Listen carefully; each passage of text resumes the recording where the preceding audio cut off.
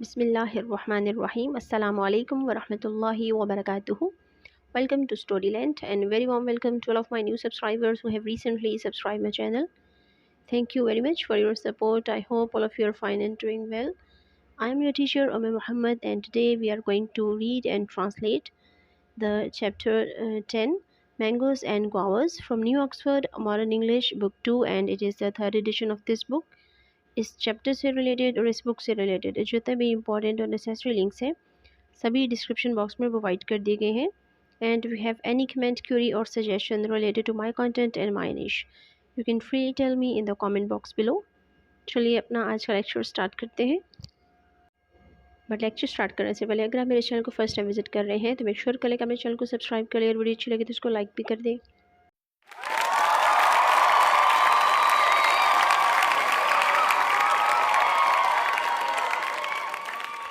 اللهم إني أعوذ بك من علم لا ينفع ومن قلب لا يخشع ومن نفس لا تشبع ومن دعوة لا يستجاب لها. The name of this chapter is Mangoes and Guavas. आम और अमरूद। सबसे पहले है हमारे पास pre reading.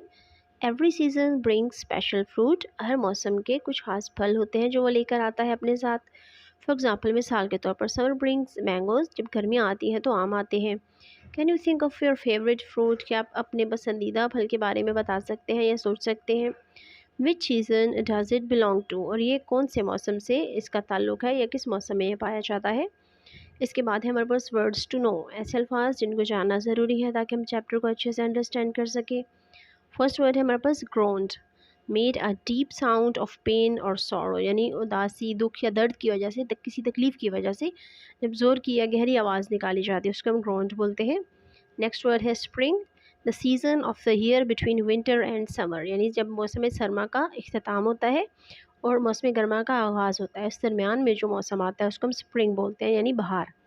Telescope, a device use to make objects appear closer so they can be look at from far away, यानी एक ऐसी डिवाइस है जिसको यूज़ किया जाता है किस लिए, ऑब्जेक्ट्स को नज़दीक करके दिखाने के लिए। अपीयर होता है ज़ाहिर होना या नमूदार होना, ऑब्जेक्ट्स होती हैं चीज़ें, तो चीज़ों को नज़दीक, क्लोज़र मीन नज़दीक ज़ाहिर करने के लिए इसको इस्तेमाल किया जाता है ताकि हम दूर से भी चीज़ों को देख सकें। Looked at from far away, बहुत दूर से भी हम चीज़ों को देख सकते हैं इसकी हेल्प से, इसको हम दूरबीन बोलते हैं उर्दू में। Twig, a thin branch of a tree or bush, किसी झाड़ी या दरख्त की छोटी पतली सी शाख को ट्विग बोलते हैं। यहाँ से चैप्टर की रीडिंग स्टार्ट होती है। Once there was a young man called Parvez, एक दफ़ा का जिक्र है, एक नौजवान था जिसका नाम परवेज़ था। ही लिव्ड, वो रहता था, नियर, नज़दीक, द सी, समंदर के, समंदर के नज़दीक रहता था। वन डे, एक दिन, ही वाज सिटिंग, वो बैठा हुआ था, ऑन अ रॉक, एक चट्टान पर। एक दिन वो एक चट्टान पर बैठा था, प्लेइंग हिज फ्लूट, अपनी बांसुरी बजा रहा था। फ्लूट बोलते हैं बांसुरी को, और प्ले होता है बजाना, वैसे खेलने के लिए होता है लेकिन यहाँ पे बांसुरी से वो खेल नहीं सकता, उसको बजा रहा था। सडनली, अचानक, he saw a beautiful green snake, उसने देखा एक खूबसूरत सब्ज़ रंग का सांप। इट बिगैन टू डांस, उसने रक्स करना शुरू कर दिया। बिगैन होता है शुरू करना। After some time the snake spoke to him, कुछ देर के बाद सांप उससे बोला। Thank you for your music, आपकी मौसीकी के लिए शुक्रिया। She said and she gave Parvez a gold coin, और एक फ़ीमेल स्नेक था यानी नागिन थी, तो उसने उसको परवेज़ को एक सोने का सिक्का दिया, गोल्ड कॉइन, सोने का सिक्का दिया। Parvez was very happy, Parvez बहुत खुश था। एवरी डे हर रोज़ ही प्लेड, वो बजाता, हिज फ्लूट, अपनी बांसुरी। And the beautiful snake danced, और वो खूबसूरत सांप रक्स करता। And then gave him a gold coin, और फिर उसको एक सोने का सिक्का देता। ही लेफ्ट, उसने छोड़ दी, हिज लिटिल हट, अपनी छोटी सी झोंपड़ी, उसने अपनी झोंपड़ी को छोड़ दिया या वहाँ से चला गया। ही बॉट, उसने खरीदा, सम लैंड, कुछ ज़मीन का टुकड़ा यानी एक ज़मीन खरीदी उसने। And built a new house, और उसने एक नया घर बनाया। व्हेन सितंबर केम, जब सितंबर का महीना आया, द स्नेक सेड, सांप ने कहा, Parvez, I am going away for the winter, मैं सर्दियों के लिए दूर जा रहा हूँ। आई शिल कम बैक, मैं वापस आऊँगा, नेक्स्ट स्प्रिंग, अगले मौसम बहार में। नाउ, अब, आंसर दिस क्वेश्चन, इस सवाल का जवाब दो। वट डू यू लाइक, तुम्हें क्या पसंद है, मैंगोज़ और गुआवाज़, तुम्हें आम पसंद है या अमरूद। आई लाइक बोथ, मुझे दोनों पसंद हैं। Said Parvez with a smile, Parvez ने एक मुस्कुराहट के साथ कहा। Here you are said the snake, सांप ने कहा ठीक है ये लो। And she gave Parvez a twig, और उसने परवेज़ को एक शाख दी। Plant this twig in your garden, इस ट्विग को अपने बाग में लगा दो। वन डे, एक दिन, it will give you mangoes, ये तुम्हें आम देगी। एंड द नेक्स्ट डे गुआवास, और अगले दिन अमरूद, यानी ऑल्टरनेट डेज पे फ्रूट लगेंगे। सो परवेज़ प्लांटेड द ट्विग, बस परवेज़ ने उस शाख को लगा दिया।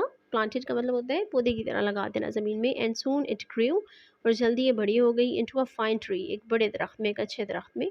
वन मॉर्निंग, एक सुबह, the tree was full of mangoes, दरख्त आम से भरा हुआ था।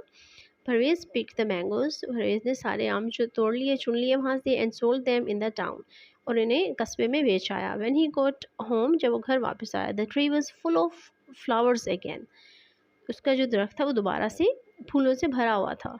एंड द नेक्स्ट मॉर्निंग, और अगली सुबह, it was full of guavas, ये अमरूद से भरा हुआ था।